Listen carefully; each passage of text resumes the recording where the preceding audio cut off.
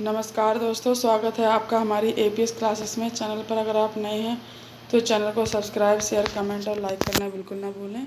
साथ ही घंटी का निशान आएगा, उसे अवश्य दबाएं, जिससे कि हमारी अगली वीडियो सबसे पहले आप तक पहुंचे। चलिए दोस्तों, आगे बढ़ते हैं। आज हम पढ़ेंगे वाक्य भेद, ठीक है, या वाक्य रचना।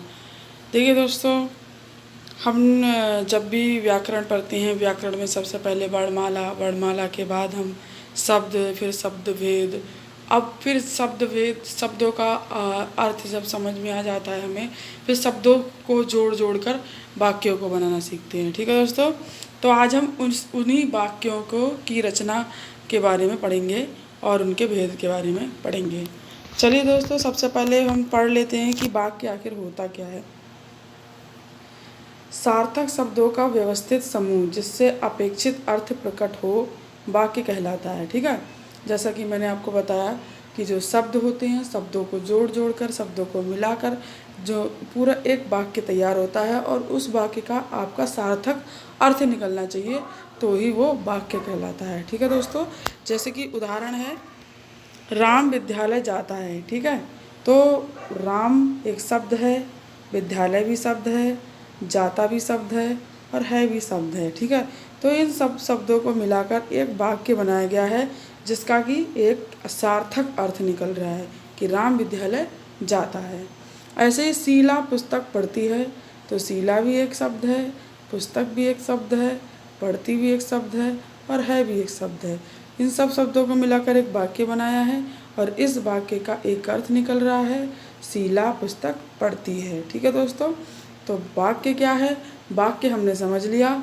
अब वाक्यों से संबंधित कुछ महत्वपूर्ण तत्व हैं, हम उन्हें भी समझ लेते हैं, फिर हम वाक्य रचना पर पहुंचेंगे। ठीक है दोस्तों, चलिए आइए सबसे पहले हम पढ़ते हैं वाक्य के अनिवार्य तत्व। ठीक है, वाक्य के अनिवार्य तत्व जो होते हैं वो होते हैं आपके 6।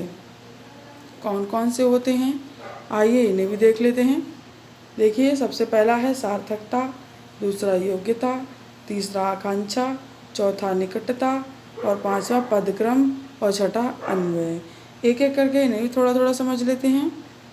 देखिए, सबसे पहले है सार्थकता। सार्थकता क्या होता है, वाक्य का कुछ ना कुछ अर्थ अवश्य होता है, अतः इसमें सार्थक शब्दों का ही प्रयोग होता है।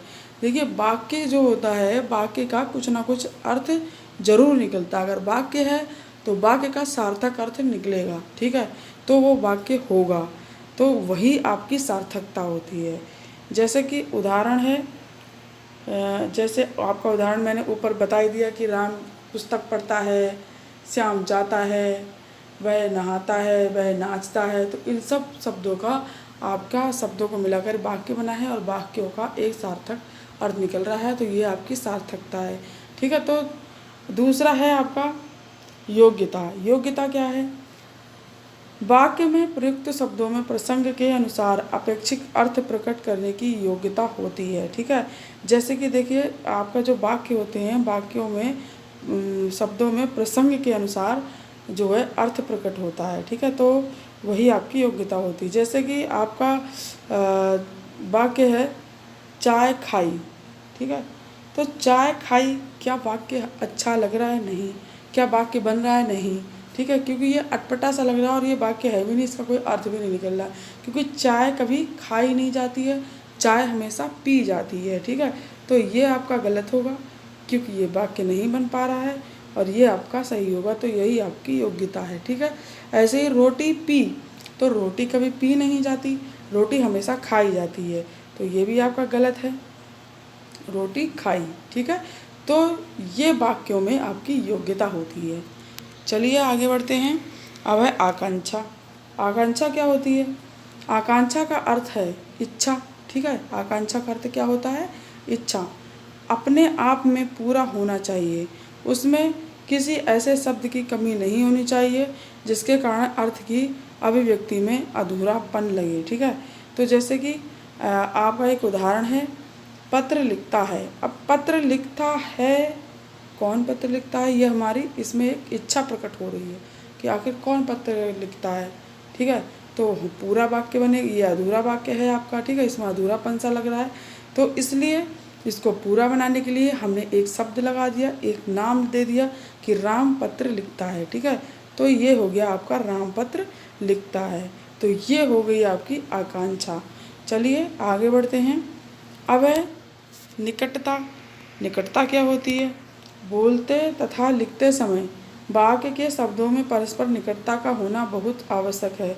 रुक रुक कर बोले या लिखे गए शब्द वाक्य नहीं बनाते, अतः वाक्य के पद निरंतर प्रवाह में पास पास बोले या लिखे जाने चाहिए, ठीक है दोस्तों। फिर है आपका पदक्रम। पदक्रम क्या होता है? वाक्य में पदों का एक निश्चित क्रम होना चाहिए, ठीक है। वाक्य जो होते हैं उनमें आप पद जो होते हैं, पदों का एक निश्चित क्रम होना चाहिए। जैसे कि अगर एक वाक्य है कि सुहानी है रात होती चांदनी, तो क्या ये इसमें कोई पद क्रम नहीं है?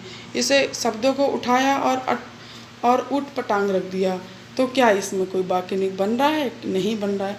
क्या हमें समझ में आ रहा है? कुछ समझ में नहीं आ रहा है। लेकिन अगर इन्हीं सारे शब्दों को हम क्रम से रखें, पद क्रम से रखें, तो वाक्य जो है एक अर्थ सार्थक अर्थ निकालेगा, ठीक है, और एक वाक्य बनके तैयार हो जाएगा। जैसे सुहानी है रात होती चांदनी। अब इसी को हमने सुहानी जो है यहाँ पे रखा, ठीक है, हमने रात जो है यहाँ रखी, चांदनी जो है यहाँ रखी, और होती है हमने यहाँ रख दी, ठीक है। तो वाक्य बन गया हमारा चांदनी रात सुहानी होती है। तो ये वाक्य हमारा एक सार्थक अर्थ निकाल रहा है, ठीक है। तो ये आपका पद क्रम है। कि वाक्यों को बनाते समय हमें पद क्रम का भी ध्यान रखना चाहिए। चलिए आगे बढ़ते हैं। अब है अनन्वय। अनन्वय क्या होता है? अनन्वय का अर्थ है मेल। वाक्य में लिंग, वचन, पुरुष, काल, कारक आदि का क्रिया के साथ ठीक ठाक मेल होना चाहिए। जब भी हम वाक्य बनाते हैं तो वाक्य बनाते समय हमें ये भी ध्यान रखना चाहिए कि हमें लिंग, वचन, पुरुष, काल, कारक, इन सब चीज़ों का भी क्रिया के साथ ठीक ठाक मेल बनाकर वाक्य को बनाना चाहिए, ठीक है। तभी हमारा वाक्य सही बनेगा और शुद्ध होगा। अगर हम इन चीज़ों का ध्यान नहीं रखेंगे तो हमारा वाक्य नहीं बनेगा, और बनेगा भी तो अशुद्ध बनेगा, ठीक है। देखिए, बालक और बालिकाएं गईं। क्या ये वाक्य सही लग रहा है? नहीं लग रहा है। ये वाक्य आपका अशुद्ध है, ठीक है। बालक और बालिकाएं गए, ये वाक्य आपका शुद्ध है, क्योंकि इसमें बालक जो है वो पुरुष जाति का है और बालिकाएं जो है वो स्त्रीलिंग जाति की हैं। तो हमें इन दोनों के अनुसार ही क्रिया को बिठाना है, ठीक है। तो अगर हम इन दोनों के अनुसार बिठाएंगे तो गए होगा, अगर हम इन दोनों के अनुसार गई करेंगे तो ये गलत हो जाएगा, ठीक है। तो इन चीज़ों का भी हमें ध्यान रखना है। चलिए दोस्तों आगे बढ़ते हैं। अब है वाक्य के अंग। आखिर वाक्य के अंग क्या होते हैं? देखिए, वाक्य के अंग दो होते हैं। एक आपका उद्देश्य होता है, दूसरा आपका विधेय होता है, ठीक है।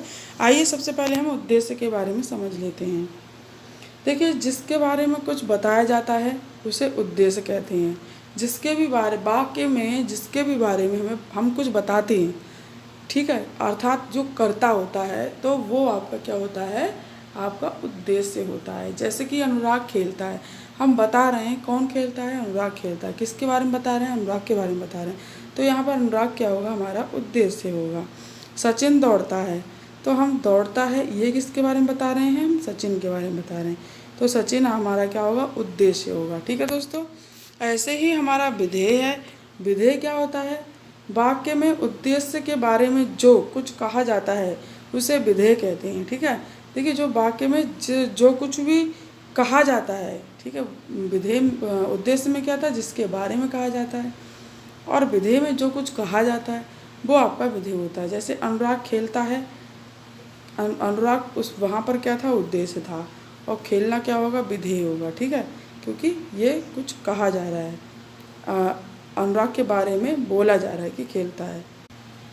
चलिए दोस्तों आगे बढ़ते हैं।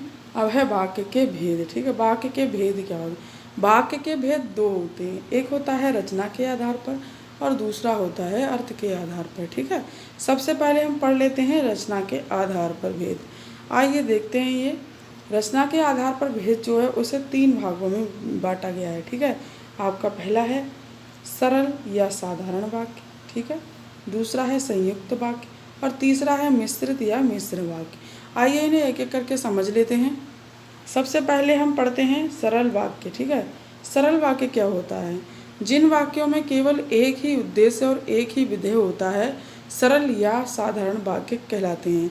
अब हमने विधेय और हमने उद्देश्य तो समझ लिया कि विधेय क्या होता है और उद्देश्य क्या होता है। ठीक है, तो हमें उन्हीं चीज़ों को ध्यान में रखना है और उन्हीं चीज़ों को ध्यान में रखते हुए हमें वाक्य रचना में आगे बढ़ना है। ठीक है, तो देखिए, जिन वाक्यों में केवल एक ही उद्देश्य हो और एक ही विधेय हो सरल वाक्य कहलाता है। ठीक है, या साधारण वाक्य कहलाता है।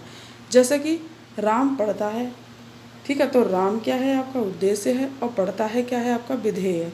तो इसमें एक उद्देश्य है और एक विधेय है, तो ये आपका सरल वाक्य होगा। शिल्पी पत्र लिखती है, ऐसे ही श्याम ने भोजन किया, ऐसे सीता खाना खाती है। इन सब में आपका एक एक उद्देश्य है और बाकी आपका क्या है? विधेय है। ठीक है, एक उद्देश्य और एक विधेय है, तो ये आपका क्या हो गया? ये आपका हो गया साधारण वाक्य। चलिए अब आगे बढ़ते हैं। अब है हमारा संयुक्त वाक्य। ठीक है, संयुक्त वाक्य क्या होता है? जिन वाक्यों में 2 या 2 से अधिक सरल वाक्य योजकों और एवं तथा लेकिन पर आदि से जुड़े हों उन्हें संयुक्त वाक्य कहते हैं। देखिए, संयुक्त वाक्य क्या होते हैं? सबसे पहले तो संयुक्त वाक्य जो होते हैं 2 या 2 से अधिक सरल वाक्य जुड़े हुए होते हैं। ठीक है, दूसरा, उनमें इस तरह के कुछ शब्द आते हैं जैसे और आएगा, एवं, तथा, या, लेकिन, पर आदि, इस प्रकार के शब्द आते हैं। तो वहाँ पर आपके क्या होते हैं? संयुक्त वाक्य होते हैं। जैसे कि वह सुबह गया और शाम को लौट आया। ठीक है, तो यहाँ पर जो और शब्द है आपका, ये और शब्द जो है उससे आप देख सकते हैं कि आपका संयुक्त वाक्य है। ठीक है, दूसरा, प्रिय बोलो पर असत्य नहीं। ठीक है, तो यहाँ पर जो पर है इससे जो है दो वाक्य हैं वो जुड़ रहे हैं और पर शब्द आया है, तो यहाँ पर क्या है? संयुक्त वाक्य है। ऐसे उसने बहुत परिश्रम किया किंतु असफल रहा, तो यहाँ पर पहला वाक्य है, यहाँ से दूसरा वाक्य है और इन दोनों वाक्यों को जोड़ रहा है किंतु शब्द, तो ये आपका क्या होगा? आपका संयुक्त वाक्य होगा। देखिए, आप सारी चीज़ें छोड़िए, आप सिर्फ इन शब्दों को याद कर लीजिए कि आपके जो संयुक्त वाक्य होंगे उनमें आपका और, एवं, तथा, या, लेकिन, पर, ये शब्द आएंगे। ठीक है, और आपके 2 या 2 से अधिक आपके सरल वाक्य होंगे उसमें। ठीक है, तो ये और आपस में ये शब्द जो हैं वो आपस में जोड़ेंगे, तो वहाँ पर आपका संयुक्त वाक्य होगा। ठीक है दोस्तों, चलिए आगे बढ़ते हैं। अब है मिश्रित या मिश्र वाक्य। मिश्रित या मिश्र वाक्य क्या होता है? जिन वाक्यों में एक प्रधान पुरुष उपवाक्य हो और अन्य आश्रित गौड़ उपवाक्य हों तथा जो आपस में कि, जो, क्योंकि, जितना, उतना, जैसा, वैसा, तब, जब, तब, जहाँ, वहाँ, जिधर, उधर, अगर, यदि, तो, यद्यपि, तथापि आदि से मिश्रित मिले जुले हों उन्हें मिश्रित वाक्य कहते हैं। देखिए, जिन वाक्यों के बीच में आपके कि, जो, क्योंकि, जितना, उतना, जैसा, वैसा, तब, जब, तब, जहाँ, वहाँ, जिधर, उधर, अगर, यदि, तो, यद्यपि, तथापि आदि, इस तरह के जो वाक्यों के बीच में अगर इस तरह के शब्द आएंगे वहाँ आपके मिश्रित या मिश्र वाक्य होगा। ठीक है, चलिए उदाहरण से समझ लेते हैं। जैसे कि मैं जानता हूँ कि तुम गरीब हो। ठीक है, तो इसमें जो मैं जानता हूँ एक वाक्य हो गया। ठीक है, तुम गरीब हो दूसरा वाक्य हो गया। इन दोनों वाक्यों को जोड़ने का काम किया कि शब्द ने, तो जो ये वाक्य होगा कि शब्द से जुड़ गया तो ये आपका क्या कहलाएगा? मिश्र वाक्य कहलाएगा। दूसरा है, जो लड़का कमरे में बैठा है वह मेरा भाई है। अब यहाँ पर जो शब्द आ गया तो यहाँ पर क्या होगा? मिश्र वाक्य होगा। यदि परिश्रम करोगे तो सफलता मिलेगी। तो क्या होगा, यदि शब्द आ गया और तो शब्द आ गया, दो शब्द वाक्यों को जोड़ दिया गया, तो यहाँ पर आपका क्या हुआ, यहाँ पर आपका मिश्रित या मिश्र वाक्य हुआ। ठीक है दोस्तों। तो दोस्तों ये आपका पार्ट 1 यहीं समाप्त होता है और वाक्य रचना का पार्ट 2 भी है, उसे भी अवश्य देखिएगा। जल्द से जल्द मैं आपके सामने लेकर आऊँगी। तब तक के लिए नमस्कार।